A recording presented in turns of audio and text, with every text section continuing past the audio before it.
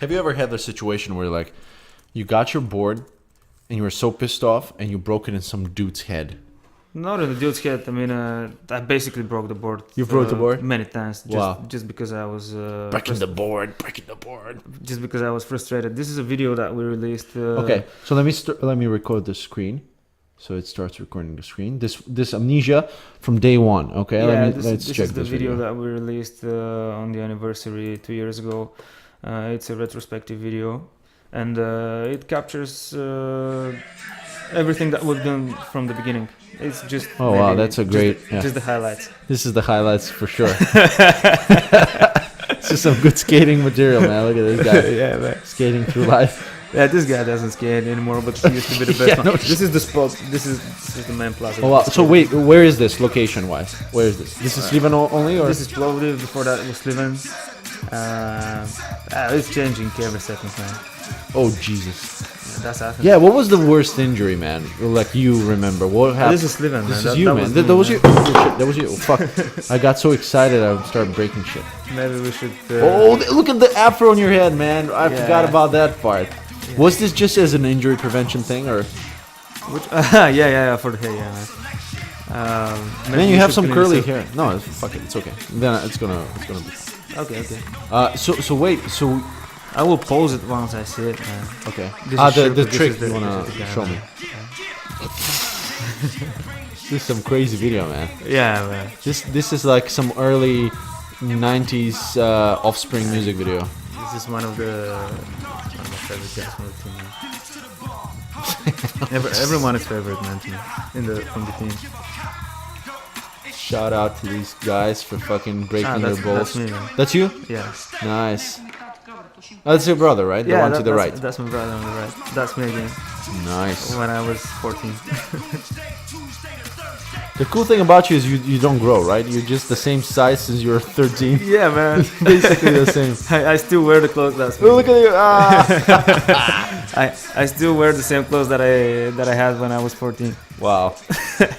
Yeah, well, I try to do it, but they just start stinking. So it's just because I sweat like a pig all the time. I really thought that I have this trick here, man. Wait, maybe that's the trick. No. This is this was a very funny story. This is in Sliven again. So we got kicked out of this spot like twice or 3 times. And there is this old lady that lives upstairs, and she came downstairs to kick us out. Wow. But we're just making a shoot so this guy can try his trick. And he did it at the end. Nice. Yeah, it's kind of rough, the landing. But man, I mean, you're like a fucking gang of 80 people. Yeah, right? man. Of course you're gonna be kicked out. I mean, if it was like one guy and one guy recording. This is again the same spot, and we're like, this is the guy we kicked out from the team. The guy who's trying now? Yeah. Why did you kick him out? Because man, once he got sponsored, he stopped skating and he started smoking more and more. Oh shit! Oh, that's you. Look at this. Yeah. Is this the spot? This is the thing you were going to talk about? Yeah, this is the No. This is another one. Okay. Man, I was very close to this one. I still remember that I landed it and I just couldn't go on, man. With the board. That's in Sweden. That's me again, man, with a balloon of helium. Nice. I thought that was your natural voice. This is the spot that we have in Sliven. Yeah. Oh, that's a nice one. Oh yeah. This guy now is sponsored by Nomad Skateboards. It's a Spanish brand. So is this game you're basically trying to get some sponsorship? That's at home, man. That's at home. That's your place? Yeah. Nice. That's a friend of mine.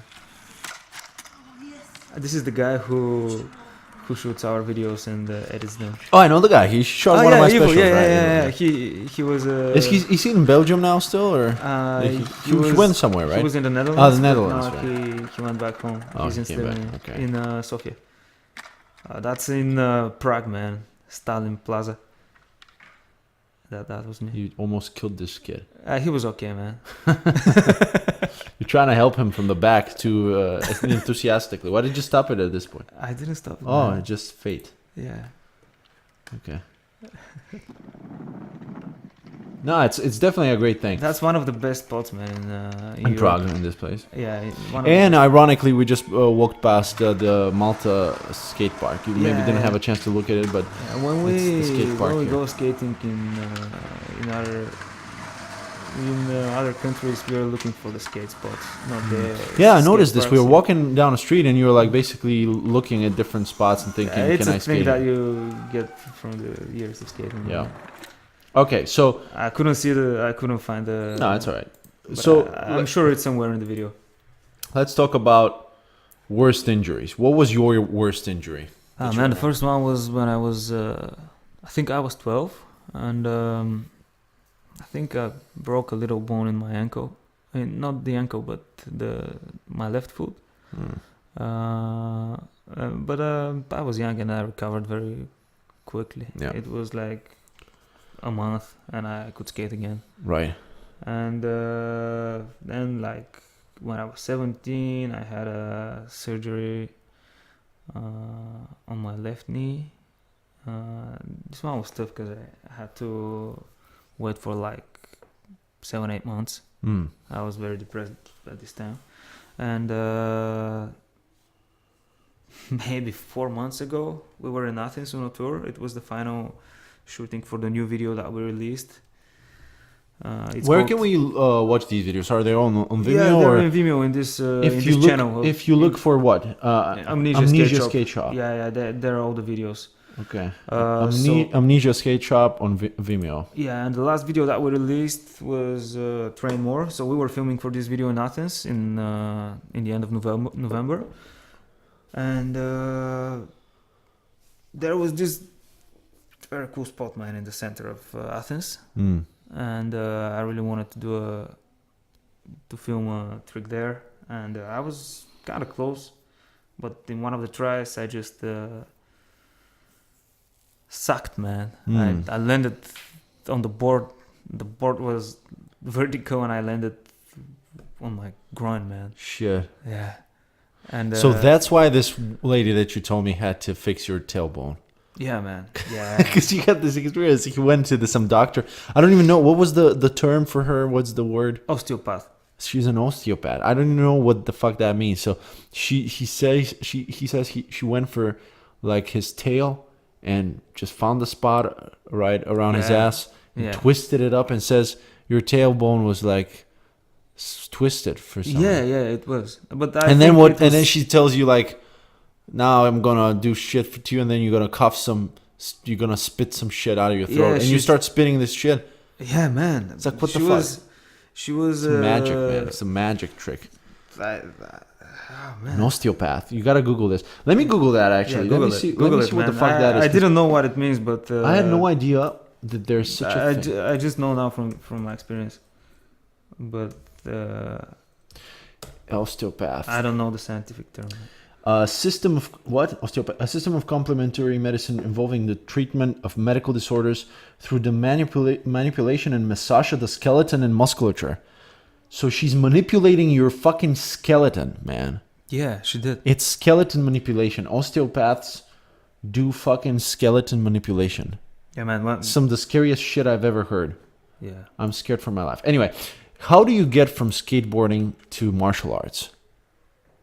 Oh man, when I before graduating from high school, I just decided to try. I mean, it was You saw some guy's face, you didn't like it. It's like, let me try some martial arts in this fool. You broke some teeth? no, I broke my teeth from skateboarding, man. No, shit. Okay, so what do you do? So End the of high thing is school. that I wanted to try. I had a lot of free time at this time, so I wanted to try something new that will keep me in shape and help me stretch and stuff like that. So it wasn't you didn't start too early, because a lot of kids Yeah, it in the was not 90s, early. we started with karate in the 90s, right? The early, when you were young. Yeah. You didn't have this. Yeah, you I started was later. I was 19. when I 19, started, okay. yeah. So that's pretty late already to start a Yeah. sport, right? So I had a couple of Seriously, I mean. yeah, a couple of training sessions. I got hooked, and when I came to Sofia, when we met, actually, I started training in Sofia. What's that? What sport are we talking about? Muay Thai. Muay Thai. What is Muay Thai? What is the basic thing about Muay Thai for anyone who doesn't know it? What's the difference Well- between other sports and Muay Thai? This is Thai boxing. This is traditional Thai martial art that people have been doing for centuries, and you can use pretty much everything, every limb of the body. You can you can use not only punches and kicks. You can also use your elbows, knees, and. Are there any holds, any choke holds, stuff like this, or not really? There is clinch. Like when you're clinching, you can. The fight continues in the clinch. Okay. So when either of the fighters gets on the ground, the referee separates them. So there's not too many submissions. It's not a thing. You just have to fight standing up. Okay, no I see. submission. So it's not really. But do you have any like famous Muay Thai guys getting into UFC or mixed martial arts, or not really? I'm not that much into UFC. I haven't followed it that much, but they use a lot of stuff from Muay Thai in UFC. Okay, so you basically have like regular box plus some kicks, and that's it basically, and you have Muay Thai. Knees and elbows, man. Knees and elbows. These makes the difference, yeah. And the clinch. Okay. Clinch that's what makes it different from kickboxing.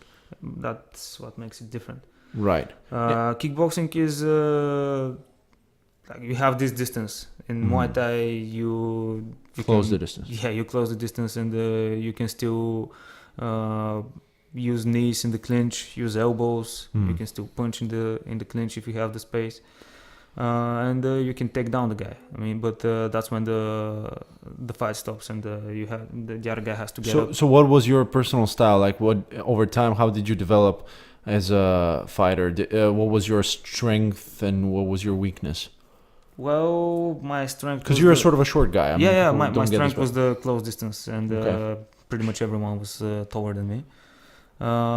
My strength was also the clinch, because I was not comfortable for the other guys when we were clinching, and I have a low center of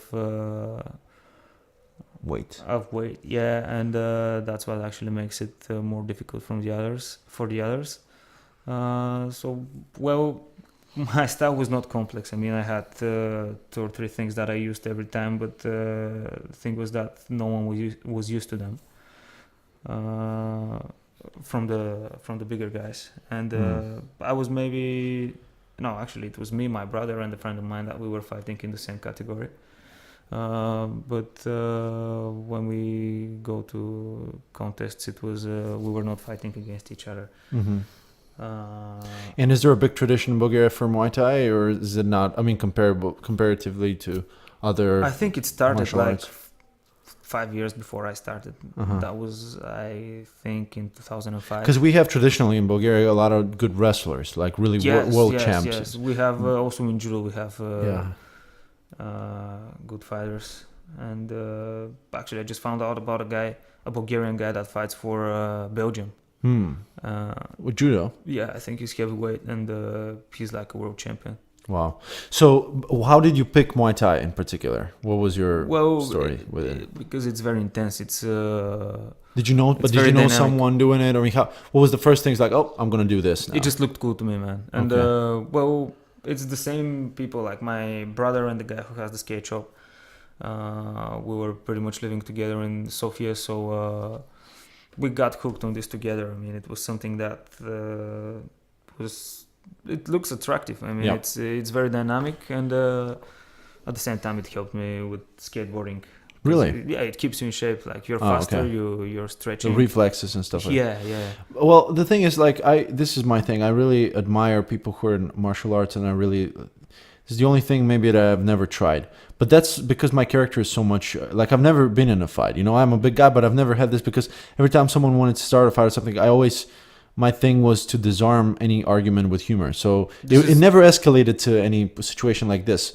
And also, you know, I'm not a very super social guy, so I don't hang around like all the time in bars and stuff. So I'm not in situations where a fight would start normally, you know? Yeah. But my point is, like, I would want to do it for all the benefits that martial arts give you that maybe no other sports don't do in such a big extent. But at the same time, the trade-off with brain damage is the Yeah, only man. thing that scares me off, because I like the philosophical aspect. I like the aspect of kind of like integrating your own shadow, in the sense that, if you see that you can deliver so much damage and pain to someone and knock him out, it actually teaches you a lot about yourself and about like people.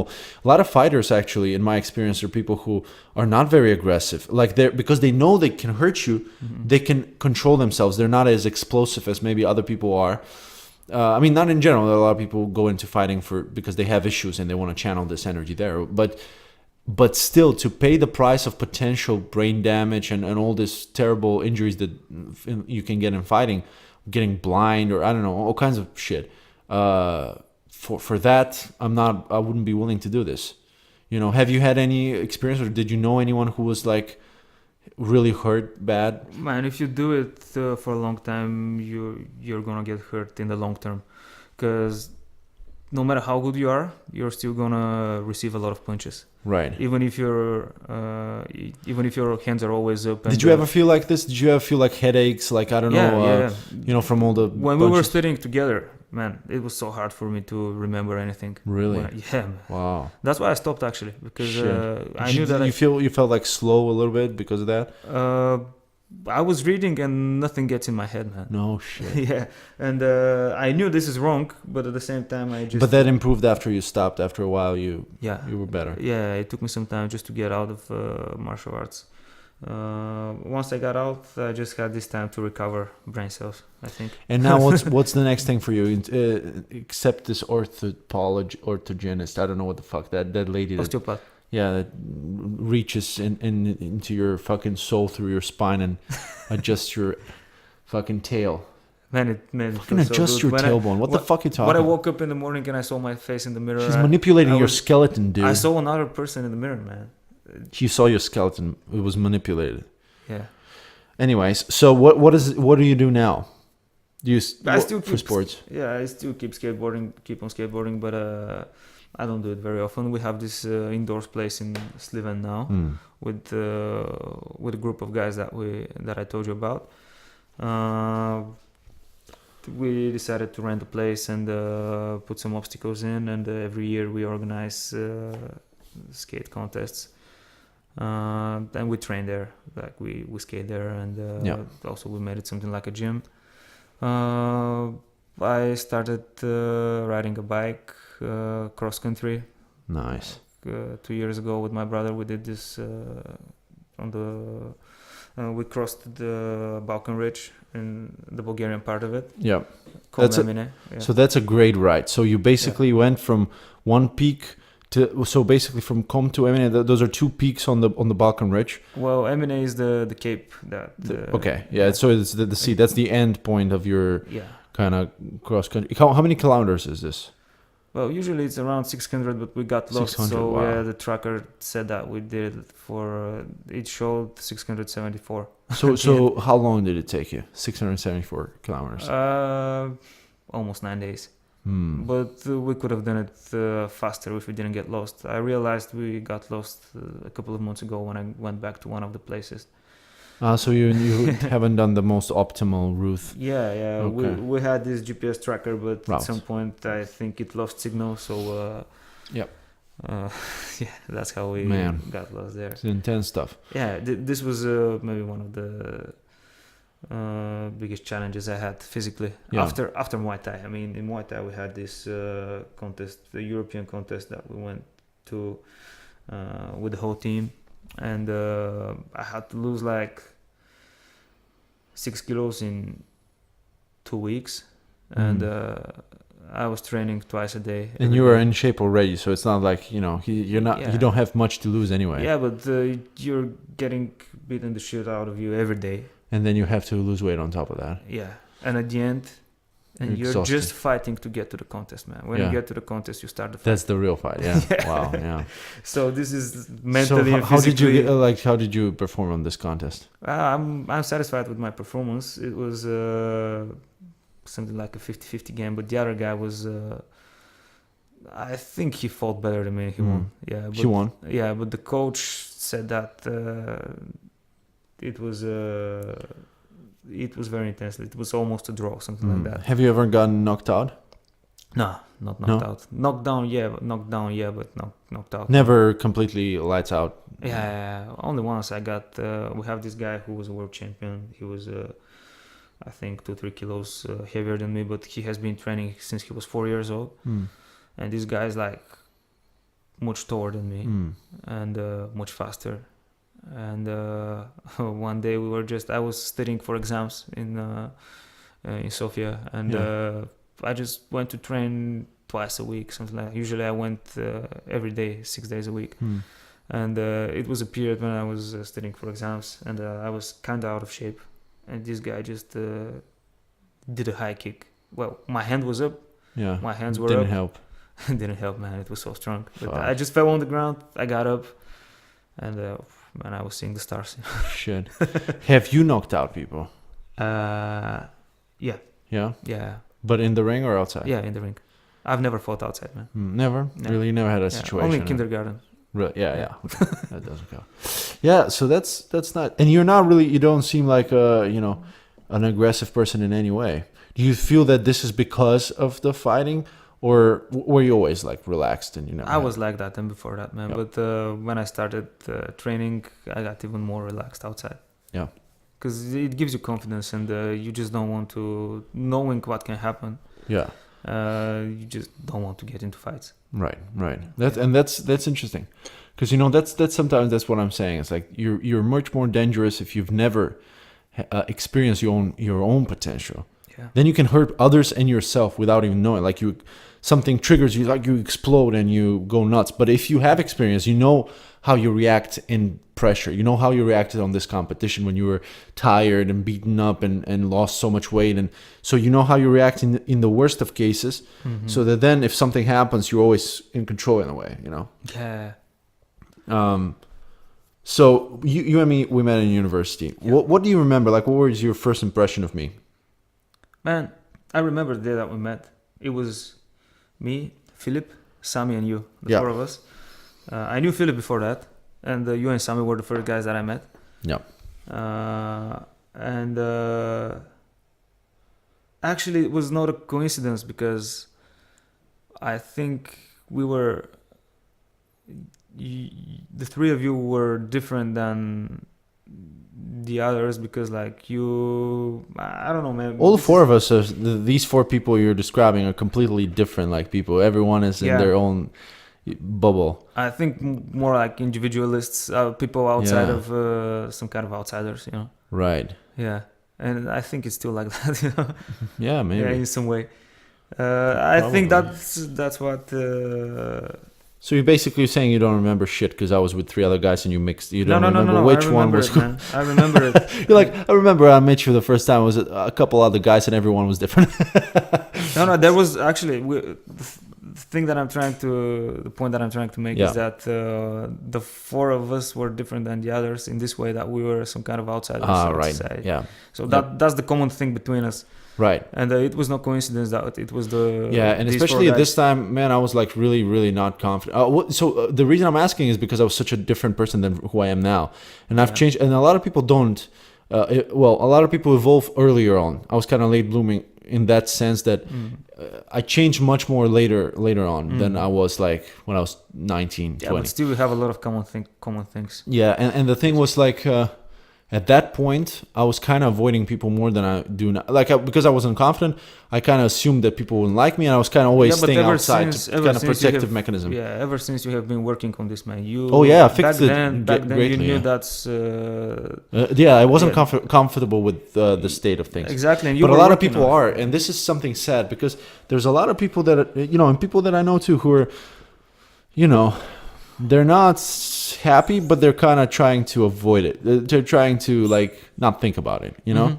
And that's stupid. Like you always have to push yourself if you're not comfortable. This If is you're not- comfortable, yeah. fine, whatever.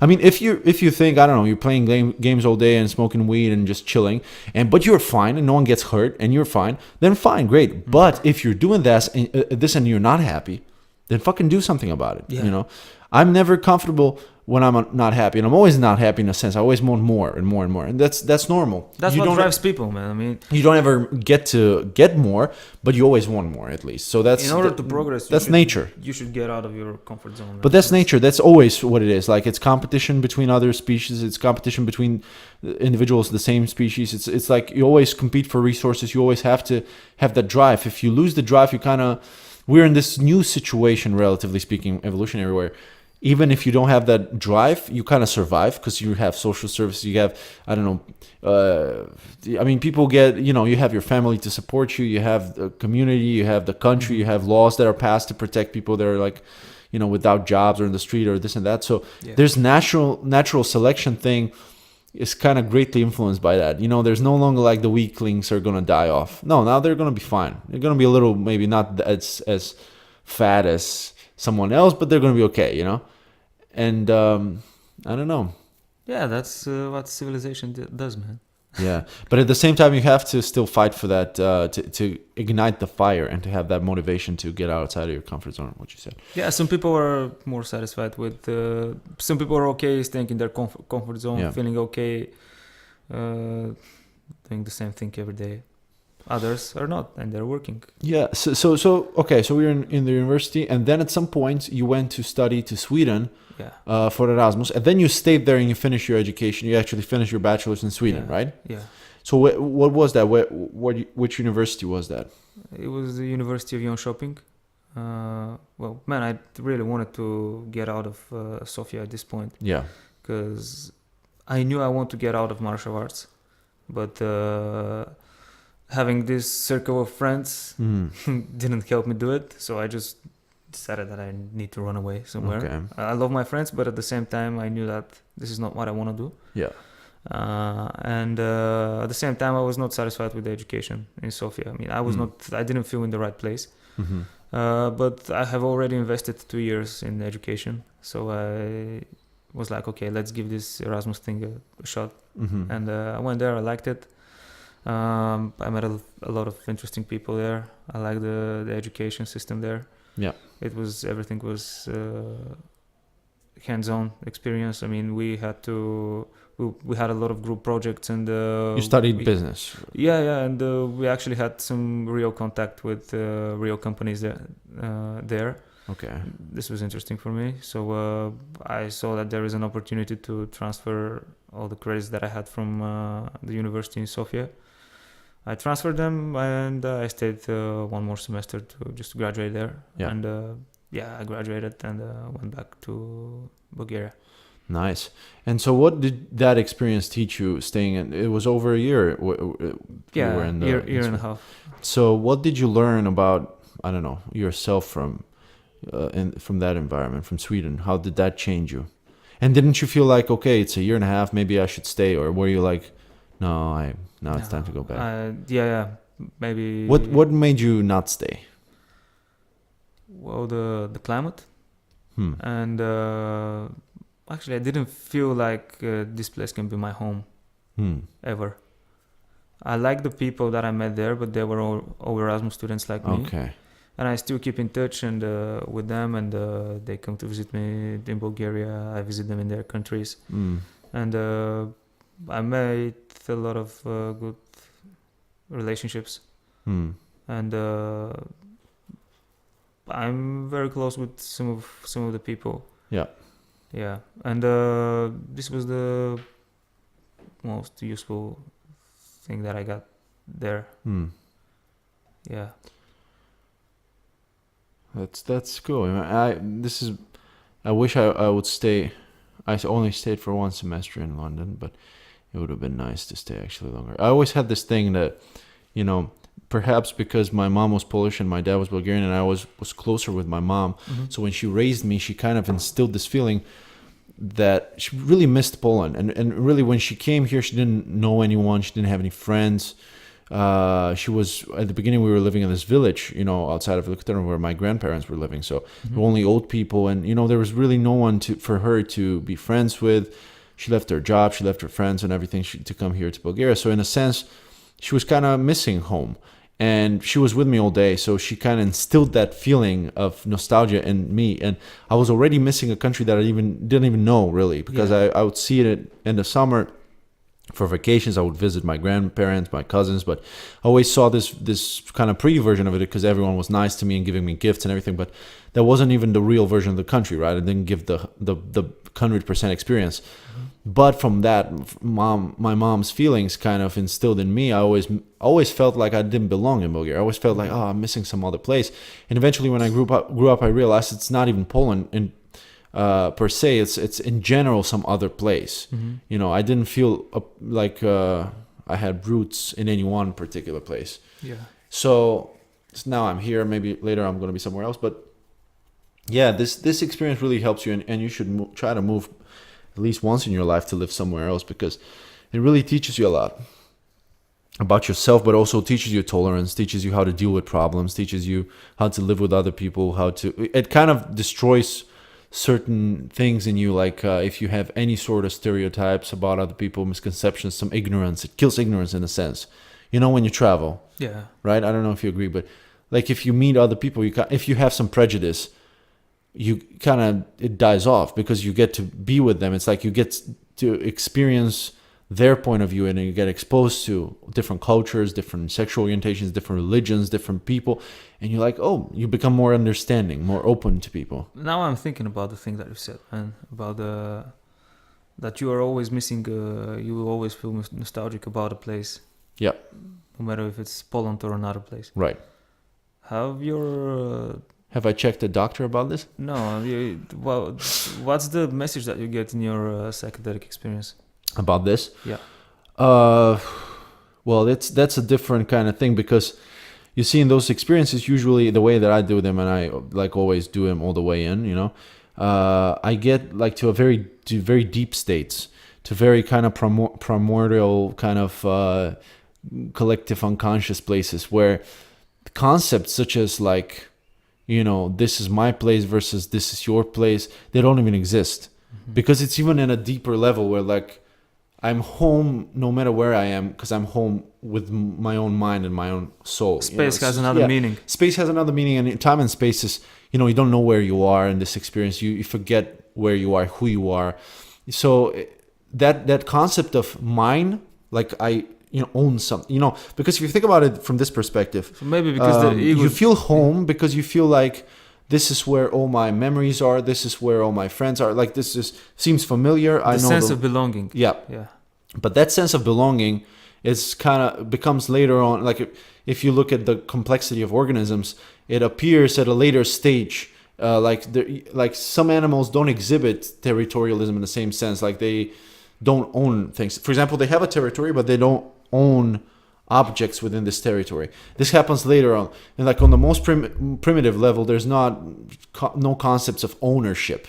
So when you get to this level, in my experience, there's no like mine or yours. It's just all ours. Yeah, this feeling of unity perpetuates this experience. This feeling of we're all together in this. We're all connected. This is all. We all have to have equal space to thrive, you know, and we don't push each other in and out of our spaces. So in that sense, I don't think that this has provided, my experiences have shed any light on this thing. But on the other hand, I don't think it's like a problem. I don't think it's something wrong with me when I have this feeling, this wanderlust. But there's a word for it, right? Wanderlust. Yeah. We're making fun of it with Stefcha because wanderlust means exactly that. It's nostalgia for some place that you haven't even been to. You know, it's some like memory of some imaginary space.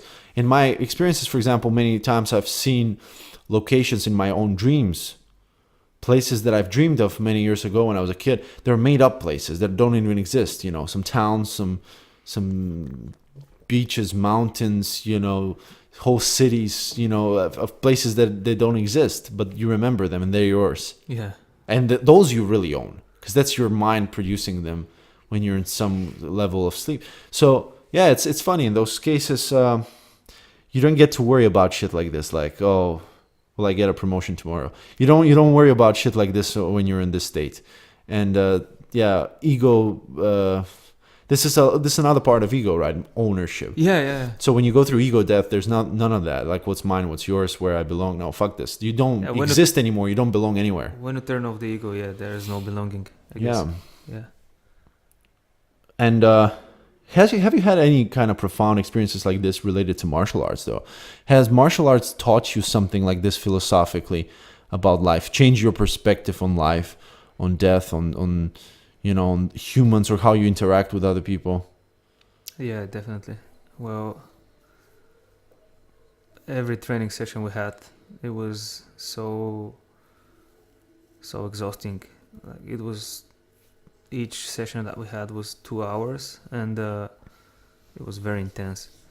At the end of every session, you have no ego, man. Like, it's just, everything is gone. I mean, you have given everything from yourself, and you're just there. And literally, I could at the end of every session, I could see myself from the outside. Yeah, but it gives you clarity because it removes, like, first of all, it filters through things that are not important. Yeah. You worry about some shit. Oh, I don't know if this is okay. This is like first world problems, and you go into that session and you come out of it. You no longer have those doubts. You see clear. You're grateful for everything. Yeah. You're grateful for the friends that you have. You're grateful for that you're healthy. Yeah. You're grateful for your family, and just everything that doesn't matter disappears. Have you ever dealt with, like, in your personal life, with depression or with, like, periods of sadness? And have you had an experience where sports have helped you out of that? Yeah, actually, when I started Muay Thai, it was I was not feeling okay about myself, and I just wanted to run away from something. It helped me. It helped me a lot with all the people that I met around martial arts, and the changes that I experienced physically. I mean, it boosts your metabolism. It gets you in shape, and you feel very much more confident about your body, and physically and mentally. But it was still a run away from something. I don't know. And I'm still not 100% sure where I am and what I'm chasing. But do you feel like this now, because you before used to train for competition, and it's different because you have a specific goal on a specific date, you got to do a specific thing. Do you feel like now training just for fun, or it's much less motivating? How do you find motivation now that you don't have goals, that you're not competing anymore? My motivation is just to keep my physical and mental mind in good shape. And that's my motivation. That's enough for you. You don't need to you don't need a competition to motivate you for that. Yeah, it's not. No, life is not a competition, man. It's being well physically and mentally helps me makes me better at work, makes me better in my personal life, and we shouldn't divide things in different categories. Yeah, it's all connected. I mean, one thing influences the other. It's all balanced. I mean, you gotta have some personal life to be happy and be able to focus on work, but then you have to have some work so that you can think about. It's all balanced. It's all, and then health is at the bottom of this, and kind of a base which like helps you push everything up. So if you keep ignoring your health, eventually it's gonna affect everything else. And and finally, what do you do? Like, what is your? Do you want to talk about like what's your career actually? What do you do for a living? Because this is all sports, but they're like part of your life, a big part of your life, but sort of on the hobby side. What do you do for a living, though? For a living, now I'm working in the family business of my parents. They founded a woodworking company in the 90s, and they have been growing ever since. And recently I decided to join, and that's what I'm doing for the last half a year. Nice. Yeah. And how is that? How is working with your family? How is that experience? Especially because it wasn't like at the beginning you said you weren't doing this. Is a recent thing. Yeah. You had other jobs. You were in other places, and now you decide after all these years, well, let me get back to my family, and you work with them. So how is that? Has that changed your relationship with or the way you think about your parents? Yeah, I mean, they're still my parents, but the thing is that Now you hate them. no, man. Now they're also your Never. bosses. Yeah, and Yeah. this makes it weird. I just needed some time to figure out where the border is between family and work, and well, the more distance I have with them, when I was working in Sofia, it was easier because you don't we didn't have these arguments that we have at work. Right. And well, you know, it's not personal when you have some Yeah. arguments at work, but at the same time, it's But very if hard you to kind of, yeah, it's difficult to. yeah, to keep it separate. It's weird, but I think I every day I'm getting better at figuring out how to divide it. Yeah. Yeah. That's cool, man. And what's the plan for the future? What do you want to do you do those New Year resolution lists? Do you have a list of things you're going to be like, this year I want to explore this and that, and or devote more No, time to man. this and this? Fuck that. I mean, New Year resolutions. New Year is just a day. It's just yeah. But I always listen to myself, and when I want something, when I feel like I need some change, but I'm not sure what what kind of change I need. Yeah. I just dig deep for just to find myself. I mean, what exactly is this? Yeah. And most of the times I just go up in a mountain, look down to the city, and this way I just realize how small everything is, and this is what helps me figure out what I actually need. Huh. It takes time, man. That's an interesting thing you said now. It's like every time you feel lost, you go up to a mountain, look down at the city, and see how small everything is. Yeah. You know, it's have you thought about this? This is like the ultimate perspective, and it literally means perspective. Imagine people going doing this forever. Moses going to a mountain, coming back with the 10 Commandments. The whole idea of, like, I don't know, Zarathustra going to the mountain and living there by himself.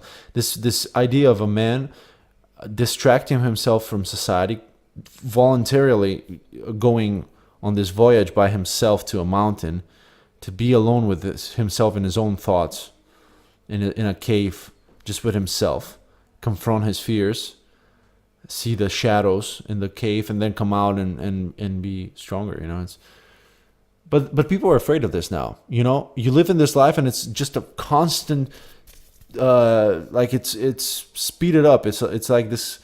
You know, the wheel is spinning and you can't stop it. And you're like, oh, there's the weekend. Oh, it just went by. And there's another, and it goes by. And you're like, just staying home, just watching TV, thinking about the job, you know, not getting that perspective that nature has created for you. Yeah. It's like, look, there's a mountain. Do you ever wonder what's there? And you go and you conquer it and you see the perspective and you come back a different person, you know. Yeah, well, every time I feel like I'm in this vicious cycle of the system, Yeah. I just get out of it, man, because it's actually very easy. I mean, Sofia is nice, you know, with the Vitrusha we have this mountain Yeah. outside of Sofia. It's a In volcanic Sofia, mountain. Also, It kind of sticks out. also in Slovenia we have this because it's right in the bottom of the Balkan Yeah. mountain, and So we don't have that here, but I go to Dingley Cliffs, which is, you know, a drive up from here. So actually, let me see, because this friend of mine was supposed to drop off a bike.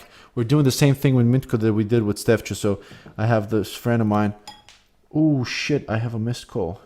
Oh yeah, he just wrote. Just give me a second. So he's gonna come in and drop off a bike, and Perfect. tomorrow we go on for a bike tour. Yeah. So yeah, so we're gonna see how well we're gonna compete tomorrow. I'm kind of afraid because I'm out of shape, and you're like a sports person. You're full of energy. Oh man, those two paths opened my lungs, and that's a big advantage. Shit, there's people fucking talking to me about different things. Why do they? Okay, right now when I'm shooting the podcast. Sorry, guys. Okay, well, I think we did about an hour. I need to put this together because it I think so. Yeah. separated for a second. Guys, thank you for listening. And if you have any questions, let us know. And again, please ask for Stefchu to come back. Pray for him to regain his control of his own life. I hope he's okay, man. I hope he's okay. Yeah. You're really concerned for him. I said it ironically, but you're really concerned. You're worried that something is wrong, right? You can tell. No, man. With your experience of hurting It was people, kind of. when you've been knocking out people for years, you know when someone's eyes are kind of seeing the stars. Well, no, you never know what's if you haven't talked to him. You never know. No, I think there's nothing serious. I think, because his birthday was recently, he's having this kind of post-birthday depression. He's like this. But the thing about him is Did he turn 30? almost. But he he never tells me shit, man. That's the thing. And I've tried, and especially because of the distance, if I just chat to him, it's like, hey man, talk to me, what's happening? He's not going to tell me shit. Because especially when there's no actual shit, because it's just depression. It's not like something actually happened. That's why I hate texting, because there's no emotion in this. Yeah, and he doesn't like to share. He's not a sharing guy, so I don't want to ask him what's happening, because I know that nothing serious probably happened. Call him, but because other people would tell me if something really happened. But so maybe he has a period of he just doesn't want to talk to people at the moment. So that's okay. I'm not gonna push him, and when he feels better, he's gonna come back. But guys, if you really care, show that in the comments. Show some love, man. Show some love. Share this. This is what I'm telling people. Before, I spend years doing these videos and everything, trying to grow the channel and everything. Here, I'm having fun. I know that 5 people are watching this. I don't care. I like it. I'm doing this for myself for the first time. So if you guys really enjoy it, and it helps anyone pass the time, or even have 5 minutes of fun, like we having here, just let us know, man. Give us a like. Write a comment. Right? Say something. Say we're gonna have a conversation with you guys. So thanks a lot, and thank you, man, for coming. We're gonna have some fun tomorrow. We're gonna ride around Malta on the bikes, and and you guys, see you soon. Let us know what you think in the comments. See you guys. And by the way, follow us on Instagram, because I'm keep posting photos on Instagram from the show and from other stuff, so you can maybe check us out there too. All right. See ya.